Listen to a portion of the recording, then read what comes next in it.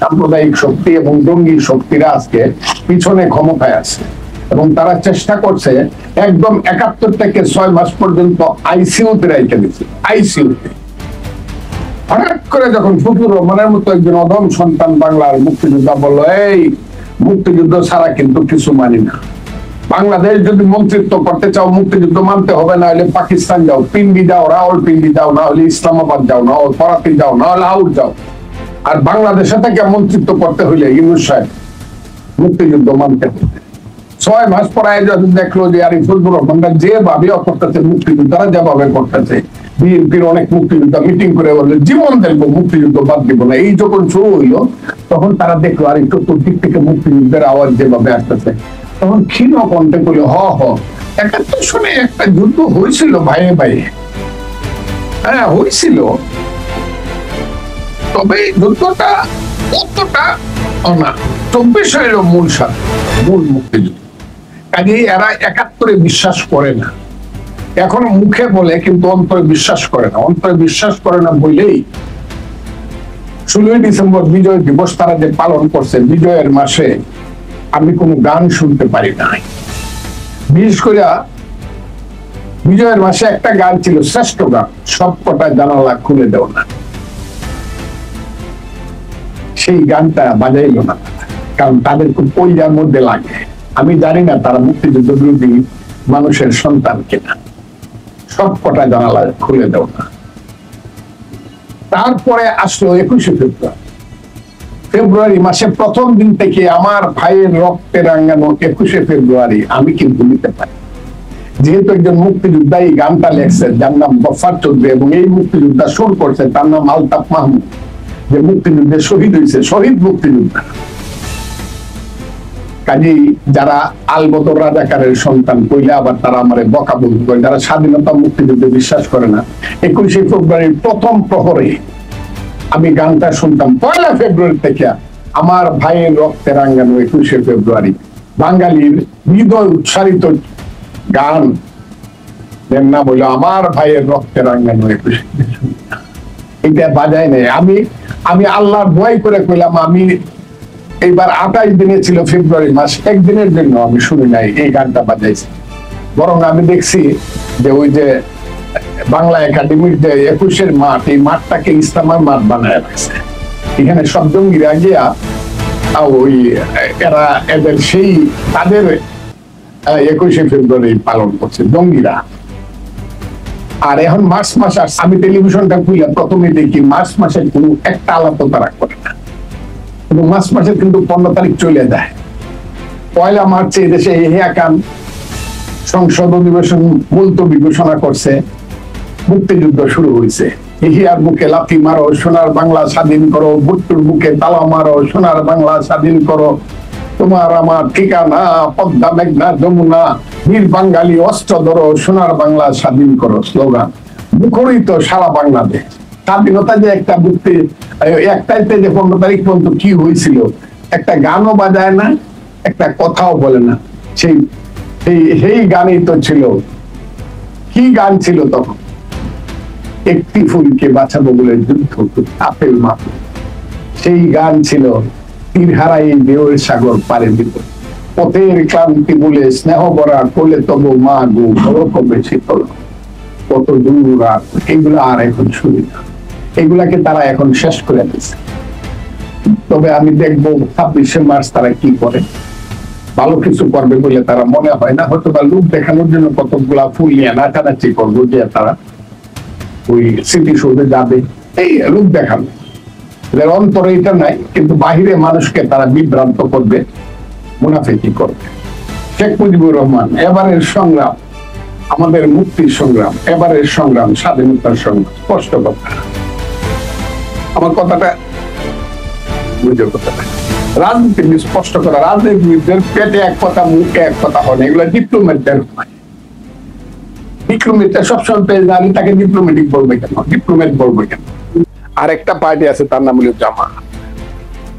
জামাতের কুটচাল কুট বুদ্ধি, আমি আবারও বললাম, বাংলাটা কুটচাল কুট বুদ্ধি এবং দুরাশা এবং উতি আশা, যে 6% ভোট পায় 100% ভোটের ক্ষমতা দখল করে ফেলছে বলে চিন্তা করিয়া জামাত খুব বুদ্ধিমান, যে কারণে পেশটা লাগায় রাখছে। জামাত মনে করতেছে নতুন যারা বন্ধু আছে এদেরকে নিয়ে জামাত একাই ক্ষমতা যাইতে পারে। তার লোক তোমার ঘরে তাইকে যদি বেইমানি করে, একটা ছেলেকে তুমি পালছো তোমার ঘরে, সেই ছেলেটা যদি বেইমানি করে 20 বছর পরে সে কিন্তু তোমার সব দুর্বলতা বলতে পারবে, তোমার ফ্যামিলি ধ্বংস করে দেবে। আর সেই ছেলে তোমাকে হেল্প করে, যদি সে ইমানদার হয়, সে তোমাকে হেল্প করবে চিরদিন, যে আমি ওর খাইছি পড়ছি, তাহলে তোমার অনেক উপকার করতে পারবে। জামাত তো 20 বছর বিএনপির আঁচলের নিচে থাকে, আস্তিনের নিচে থাকে নিজেকে বাঁচাইছে। আমাদের সব সবলতা দুর্বলতা দেখে বুঝে শুনে এখন গিয়ে ইউনূস সাহেবকে ডরায়েন না, আমরা আছি, ওদের এত কিছু নাই। নৌকার দানের শীষ 2 সাপের 1 বিষ, কাজে হইতেছে না। এই দেশের সমস্ত গন্ডগোলের মূলে জামাতের উচ্চাকাঙ্ক্ষা, এবং এরা ওইখান থেকে আইছে, 71 থেকে আইছে। এরা 71-এর পরাজয়ের গ্লানি এখনো বলে নাই। কাজে 71-এর গৌরবের যে কথা ফজলুর রহমান কয়, এইটা তাদের শরীরে আগুন জ্বলে বলে আমার পোস্টারে জুতা দিয়ে পাই। আমি কিন্তু একদম কোনো দমটম নেই না, আমি তো গ্রামের প্লেয়ার। তো আমি এমনি চৈত্র মাসের রোদের মধ্যে খেলতেছি, আমার দম নিতে, আমি স্বাধীনতা বিরোধীদের বিরুদ্ধে আমি খেলতেছি, একদম জীবন মৃত্যুর মুখোমুখি হইয়া, এটাকে বলে ইতিহাসের সংসদ। এবং আমি মৃত্যু পর্যন্ত খেলে না, এবং আমি চাই এই দেশটাতে যাতে আমার মৃত্যু না হয়। যে দেশে মুক্তিযুদ্ধ কথাটা বলা পাপ, যেদিন বলা হবে এই দেশটা মুক্তিযুদ্ধের দেশ, সেদিন যেন আমার মৃত্যু। আল্লাহ তোমার কাছে আমি চাইলাম, মুক্তিযুদ্ধের দেশ এটা না হওয়া পর্যন্ত আল্লাহ তুমি আমার মৃত্যু দিও না। আমি কথাটা আমার বড় কঠিন দুঃখ হৃদয়ে, মুক্তিযুদ্ধ আইসিইউতে আছে, আমি বড় কঠিন দুঃখী মানুষ। হ্যাঁ, বিএনপি নেতারা অনেকেই বলতেছে, রিজভী সাহেব বলে, দুদু সাহেব বলে, আমাদের মহাসচিব প্রথম দিকে বইলা দিছে, তারপরে আব্বাস সাহেব মাঝে মধ্যে বলে, কিন্তু আমি তো শুধু বিএনপি হিসাবে কথা বলি না, আমি মুক্তিযোদ্ধা হিসাবে কথা। ফজলুর রহমান মুক্তিযোদ্ধা, তবে কথাগুলো বিএনপির বাইরে বলি না বলে এখন পর্যন্ত কিন্তু আমার দল থেকে আমাকে কোনো কথা বলতে নিষেধ করা হয়নি। আমার কথাটা খুব বোঝার চেষ্টা করি। যদি আমি নিশ্চয়ই বিএনপির বাইরে কথা বলতাম, আমার দল তো আমাকে নিষেধ করে নাই এখন। কাজে আমি মনে করি আমার কথাগুলো বিএনপি প্রকাশ্যে না হইলেও নীরবতাই সম্মতির লক্ষণ, সেই হিসাবে তারা এন্ডোর্স করে। এবং আমার সাথে যারা আছে ওই সব ছেলেপেলেরা যারা 5ই আগস্টে মুক্তিযুদ্ধের গান বাজাইতো, পূর্ব দিগন্তে সূর্য উঠেছে রক্ত লাল, বা তীর হারাই দেহসাগর, এই ছেলেগুলো আসলে আমাদেরকে এই দেশের জাতিকে ব্লাড দিয়েছে। আসলে তারা মুক্তিযুদ্ধ স্বীকার করে না, তারা 47-কে মুক্তিযুদ্ধ মনে করে। সাম্প্রদায়িক শক্তি এবং জঙ্গি শক্তিরা আজকে পিছনে ক্ষমতায় আছে, এবং তারা চেষ্টা করছে একদম 71 থেকে 6 মাস পর্যন্ত আইসিইউতে রেখে দিচ্ছে, আইসিইউ। কাজে এই দেশ কোথায় আছে, কিভাবে আছে আমি জানি না, তবে এটা যে বন্দি আছে দেশটা, মুক্তিযুদ্ধ যে বন্দি আছে এই সরকারের হাতে, এটা আমি উপলব্ধি করতে পারছি। এবং আমি সবাইকে বলতেছি, আপনারা যদি সজাগ না হন, তাইলে বাংলার মুক্তিযুদ্ধ 30 লক্ষ মানুষের রক্ত বৃথা যাবে কিনা আমি জানি না, 2 লক্ষ মা বোনের ইজ্জত সম্ভ্রম হানি বৃথা যাবে কিনা আমি জানি না। আপনারা যদি বাঙালি আপনারা যদি জেগে না উঠেন মুক্তিযুদ্ধের পক্ষে, তাইলে মুক্তিযুদ্ধের বড় দুর্দিন, খুব দুর্দিন। সেনা প্রধানের 5ই আগস্টের যে কর্মকাণ্ড, তার যে অ্যাকশন, এটা আমার কাছে কোনো অন্যায় মনে হয়নি। আমার মনে হয় সঠিক সময়ে সঠিক অ্যাকশন নিচ্ছে, আমার কাছে মনে হয়। আমি রং হইতে পারি।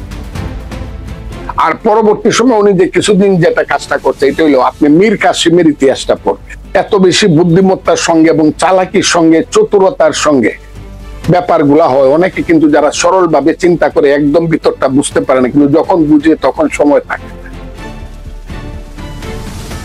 প্রধান সেনাপতির ব্যাপারটা আমার কাছে, আমি অতটা বলতে চাই না, তবে উনি খুব খারাপ কাজ করতেছে বাংলাদেশে, এটা কিন্তু আমার মনে হয়। উনি সঠিক পথে আছে, অন্তত ইউনূস সাহেবদের চেয়ে, তার উপদেষ্টাদের চেয়ে, বা ওই যে ছাত্র নেতারা যা করতেছে তাদের চেয়ে ইউনূস সাহেব, এদের চেয়ে সেনাপতি অনেক সঠিক পথে আছে। হয়তোবা তার কপালে কারবালা নামে আসতে পারে, এটা তার ভাগ্য, কিন্তু উনি সঠিক পথে আছে। 5ই আগস্টে যে সরকার আইলো, 7 মাসের যে সরকার, ইউনূস সরকার, আমরা এই দেশের মানুষ অনেক আনন্দে তাকে ক্ষমতা দিয়েছিল। অনেক আশা। উনি ভালো মন্দ কি করছে জানি না, তবে স্বাধীনতার সংগ্রাম বা মুক্তিযুদ্ধ এটাতে উনি বা উনার সরকার বিশ্বাস করেন। এবং উনার সাথে যারা আছে ওই সব ছেলে পেলেরা যারা 5ই আগস্টে মুক্তিযুদ্ধের গান বাজাইতো, পূর্ব দিগন্তে সূর্য উঠেছে রক্ত লাল বা তীর হারাই দেবসাগর, এই ছেলেগুলো আসলে আমাদেরকে এই দেশের জাতিকে ব্লাড দিয়েছে। আসলে তারা মুক্তিযুদ্ধ স্বীকার করে না, তারা 47-কে মুক্তিযুদ্ধ মনে করে। ওই পথে ওই বঙ্গবন্ধুর বাড়ি যেদিন বুলডোজার দিয়ে ভাঙে, এবং পরদিন আমাদের মাননীয় উপদেষ্টা কুম্ভকর্ণের মতো উনি টের পাইলেন বঙ্গবন্ধুর বাড়ি ভাঙা হয়েছে।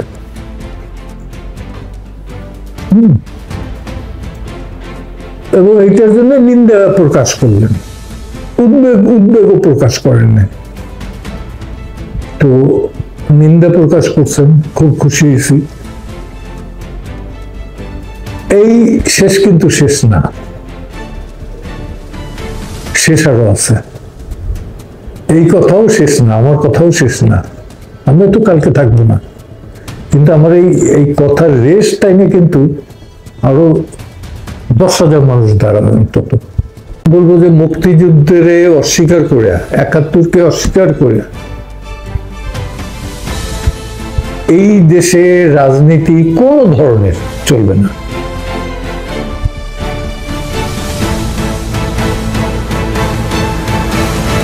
হ্যাঁ, চলবেই না, অচল। চেষ্টা করতেছেন, বাদ দিতে চেষ্টা করতেছেন। এবং এটার জন্য আমি বলবো যে সাবেক আওয়ামী লীগ দায়ী। ইমিডিয়েট ক্ষমতা থেকে ক্ষমতাচ্যুত আওয়ামী লীগ দায়ী। আওয়ামী লীগ দায়ী এই কারণে যে এই 16 বছর ধরে তারা কোনো সংগঠন করে নাই, আওয়ামী লীগ করে নাই, তারা করছে হাসিনা লীগ। বঙ্গবন্ধুর আদর্শ বা বঙ্গবন্ধুর বক্তৃতাগুলো আপনি শুনেন এখনো, আর হাসিনার বক্তৃতাও শুনেন।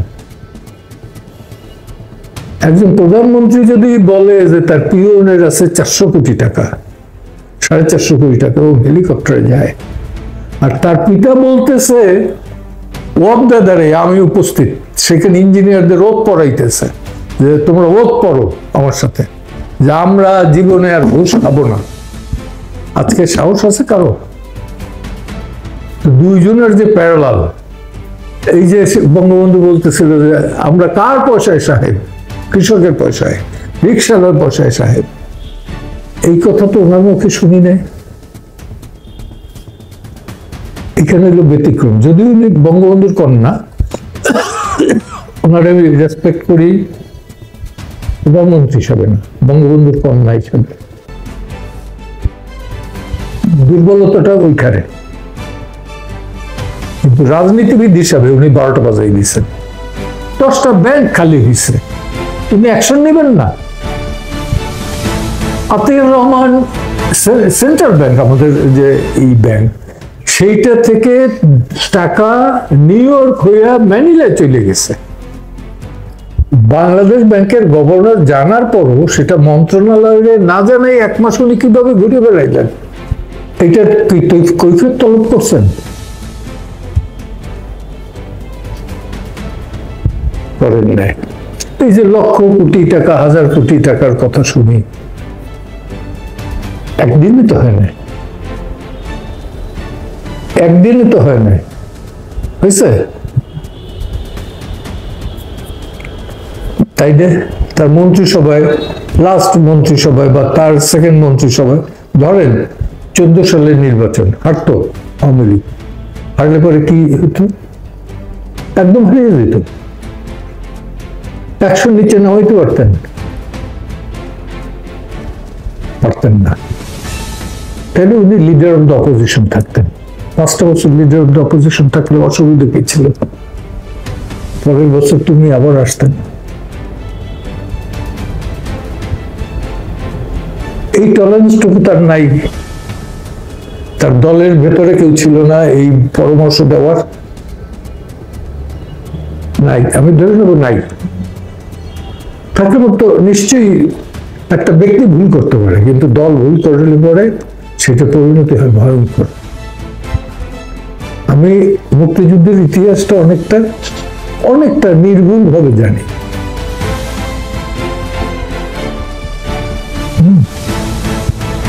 তো নির্ভুল আমি বলবো না, যতটুকু আমার চোখে নির্ভুল মনে হয়েছে ততটুকু। তো সেইখানে বঙ্গবন্ধুর কন্যা হিসেবে এটা তার উচিত হয় না। তাকে তো মানুষ গ্রহণ করছে, এখনো গ্রহণ করে, প্রধানমন্ত্রী হিসাবে, শেখ হাসিনা হিসাবে না। বঙ্গবন্ধুর কন্যা, আওয়ামী লীগ নেত্রী।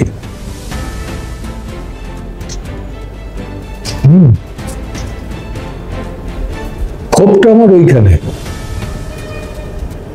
তার উপর রেসপেক্টটা ওইখানে, বঙ্গবন্ধুর কন্যা। আর ক্ষোভটা হইলো এইখানে, যিনি বঙ্গবন্ধুর কথা ভুলে গেছেন। ওনার বক্তৃতাগুলো যদি রেগুলার শুনতেন, এই অবস্থাটা হয় না, বা বুকে যদি ধারণ করতেন। মুখে বলছেন যে আমি বঙ্গবন্ধুর কন্যা।